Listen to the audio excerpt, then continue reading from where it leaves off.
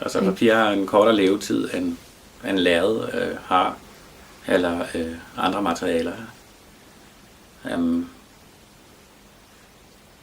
Og det gør det måske en anelse mere uhøjtidigt.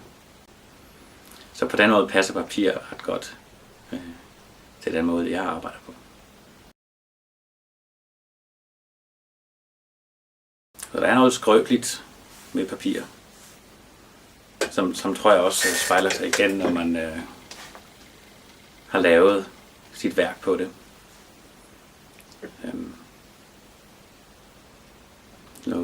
Der er noget fint med papir.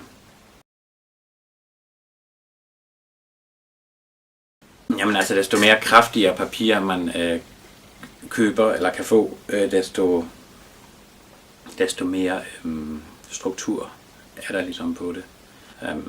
Og den struktur, den er faktisk ret fin, fordi den får sådan lidt et lærred effekt.